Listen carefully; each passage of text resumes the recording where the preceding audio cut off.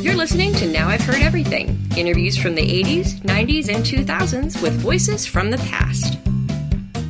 He came on the scene at a time when the American people were losing confidence in themselves. And his confidence in them allowed this nation to begin to get its own wheel moving.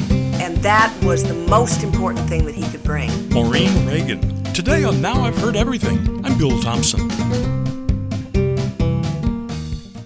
Well, this is Presidential Relatives Week on Now I've Heard Everything.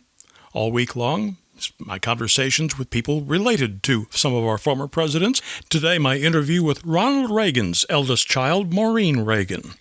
Born in 1941, Maureen was the first child of Ronald Reagan and his first wife, actress Jane Wyman.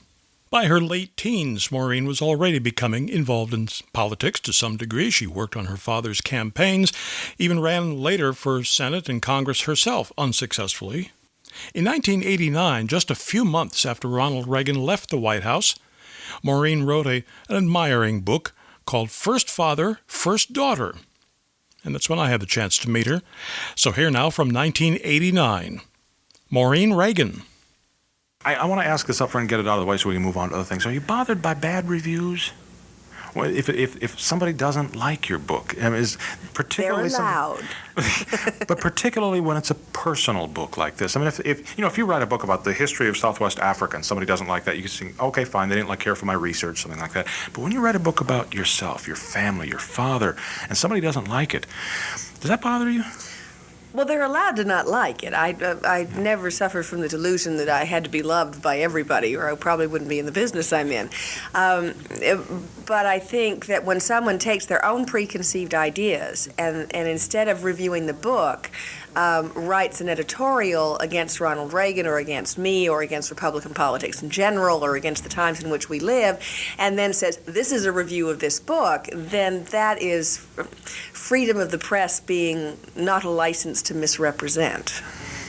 I wanted to ask you about one in particular that I've seen that I'm sure you have too, the New York Times Review of Books, in which they essentially, and I'm sharply paraphrasing, said that had we had this book in 1980, we would have known what the following 8 years of a Ronald Reagan presidency would be like, because this is what your life with him was like. And we see that his Teflon nature, that things roll off, nothing seems to hurt him. This reviewer said we see evidence of his delegating to everyone else, the short hours that he keeps, all the things that we've heard all throughout the 8 years. Somehow I don't see that in the book, you see. So I don't understand exactly what the woman was reading, that she got all that. She also basically, and I will paraphrase, said that I was sucking up to the old man, and by that was not placing blame for any problems in my life. Well, anybody who knows me knows I don't do that. I never have done that, and I would never have written a book that did that. There are things that show that there were warts on all of us, on me, on my parents, on everything. I had a fairly lonely childhood. I'm not the only person on earth that has ever done that, but I don't blame anybody for it. And at a time when I probably still did blame them, I would never have written a book. So I just think it makes us kind of interesting people. It sort of paints all the colors into the canvas. And the thing that I found most fascinating is the woman who wrote that review. Her sister and I knew each other. They were from California, and her sister and I were friends growing up. So I find it utterly fascinating that she is so incredibly intelligent and overwhelming with all this knowledge at this time. But it's her right to do it, and that's fine, and I hope nobody read it. I hope to read my book instead. Why was the time right for you to write a book? Because it came to the end of a very important period. There are lots of things, I hope, that go on from here, places to go, people to see, things to do. But coming to the end of the White House years seemed a perfect time to sort of put all of that in perspective. And what I wanted to write about was what happened during those years, what happened during this 30 years of politics. And in order to make that happen, I had to go back to the beginning. This is about two people. He started here, I started there. They worked together, they worked apart, but they both made a comparative difference in how the political process worked in their own arenas over that 30-year period. And it just seemed to be the perfect time. It's so fascinating, the study in contrasts between this and the and I'm afraid I've forgotten the name of it already, Patty's book a couple of years ago, the novel that was supposed to be all fiction. Isn't it amazing? I've forgotten too. I still got it at home, but I honestly can't remember the name of it. Home Front. You're right. But I didn't read it, but I think that was the name of it. what a sharp study in contrasts. How could the two of you see things so differently? Well, maybe it was the time in which we lived. I'm a product of the 50s.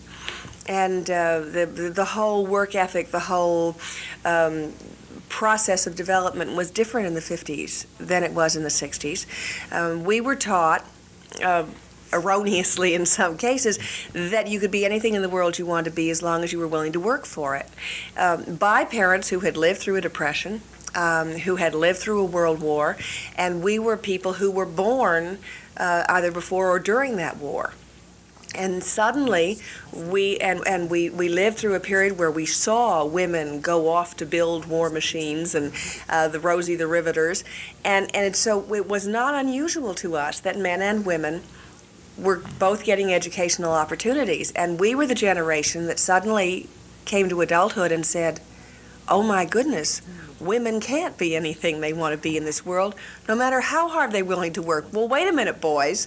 And the boys finally had to turn around and go, "Oh, darn, they found out." And that was where it all started. We're the generation that started this cycle of the women's movement. We're the sort of forgotten generation. We're the ones that are always passed over for the yuppies.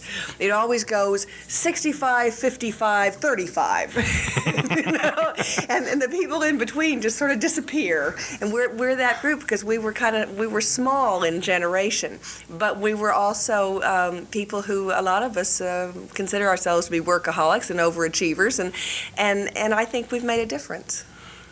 What kinds of things did you have to confront in your own background in order to put them down on paper? And I know I talk to a lot of people who write memoirs, who write autobiographies, and they didn't realize going in that even though they knew that they were going to have to look into themselves, turn inward, and really examine things, they didn't know how deeply they were going to have to dig, and they didn't know what was going to come out.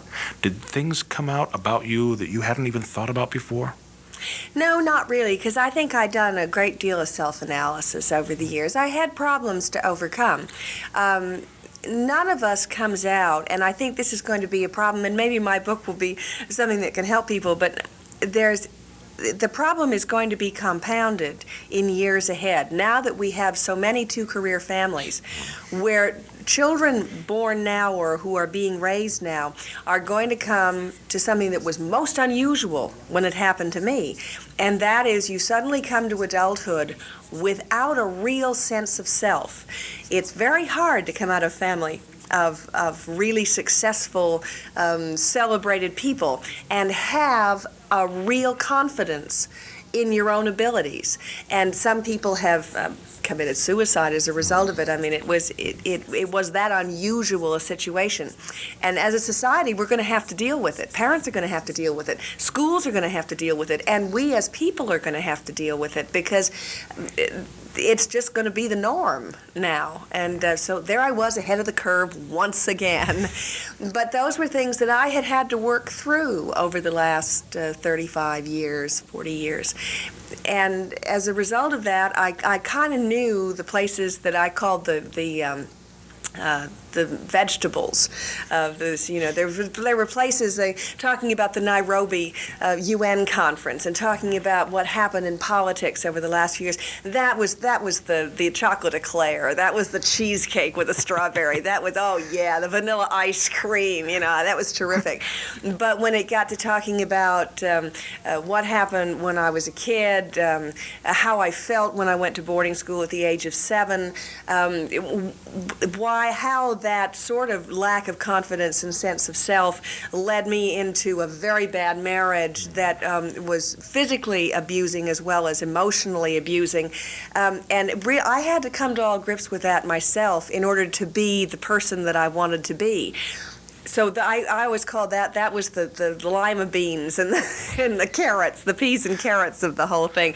And I'd say, okay, if I do this much, then I got to get to that. Carol Burnett told me that writing a book was like giving birth, and since I haven't, I had to believe her, and she's right, I'm sure. Well, given, I guess, the statistics that we hear now about the incidence of spouse abuse, we should not be surprised that you went through it, should we? No, I don't think we should be surprised. It is pervasive in this society, and unfortunately, it's a learned experience. Women who, as little girls, saw abuse tend to think that that's the way they're supposed to be treated. And in addition to that, we had a motion picture industry for many years that depicted women as victims. My own mother did more movies playing a victim than almost anybody I've ever seen. And yeah, these were very strong women, but they were always... There was some of the things that happened to them, perils of Pauline. It was incredible if you look back on a retrospective of Joan Crawford or Ginger Rogers or Jane Wyman or any of them, Loretta Young, any of them. You know, they were heroines, but they were not heroic. They really were victims of circumstance and people and society, and it was very frightening. And then you have people who are abusers, who either have seen somebody abuse women growing up and think, well, that's how you act, or were abused themselves and now are in a position where they can do it to somebody else. And those cycles have to be broken. It's very important. What is there, you know, there's been so much written about your father. I mean, just books, articles, magazine. He's going to be written about for many, many years to come. But what is there? I certainly hope so. What is there that we don't know about him that you think we should? Well, I don't know that there is really a lot that in pieces is not out there somewhere. But as I said to him, the mark of a successful administration is the numbers of books that are written about it. But they're supposed to be favorable. So maybe mine could start a trend. You didn't like Don Regan's book? No, I wasn't real fond of it. As a matter of fact, one thing I've never done in my life is to throw a book away. Never have I done that. I have been known to give boxes of books to libraries and Salvation Army and schools and everything. And my husband thinks that I really don't ever give them away because we just have books all over our house. But there are several books that have been written about this about the Reagan administration that I will admit I threw away when I finished. Yes. You have a pretty good handle, I'm sure, by now, what you read about him that is clearly you know is untrue, and what you read about him that's mostly true. Have you ever read anything about him in one of the books or in a magazine article that says, nah, it can't be true, and you ask him about it later and he said, yeah, it is? No, I don't think so. I don't think so.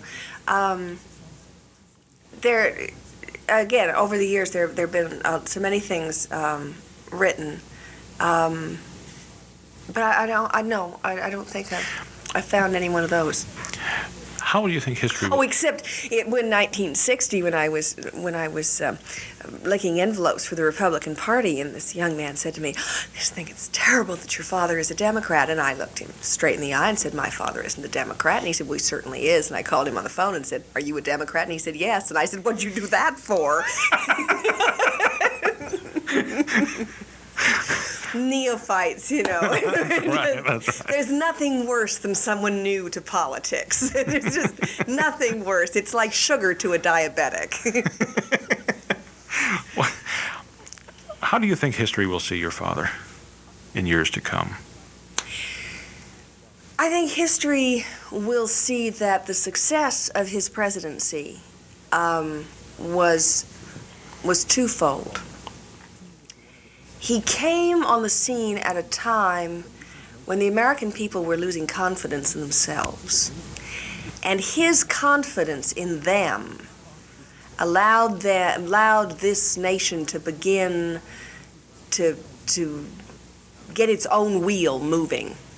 And that was the most important thing that he could bring. But in addition to that, he totally changed the political landscape. For the rest of this century, no one will run for office and tell you they're going to take more money from you. They're going to talk about how little they're going to take from you.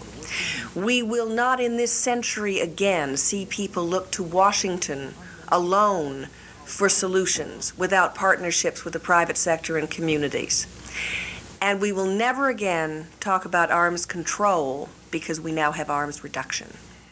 Maureen Reagan died of cancer in 2001. She was 60.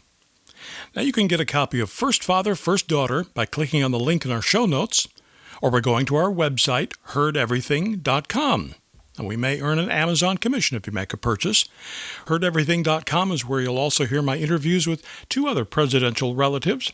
My 2011 conversation about poetry with Caroline Kennedy. That's one of the things about poems that is so special. They're short, they're intense, they travel easily. People tend to think of poetry as being like an old-fashioned, little obscure, weird pastime. And my 2011 conversation with the granddaughter of another president, Herbert Hoover, Margaret Hoover. What I realized as I was writing the book is that actually Herbert Hoover is a millennial spirit. 80 years before the millennials. This, I think, channels the ethos of the millennial generation. And of course, we post new episodes of Now I've Heard Everything every Monday, Wednesday, and Friday. And you can find us everywhere you listen to podcasts, including now YouTube. And thank you so much for listening.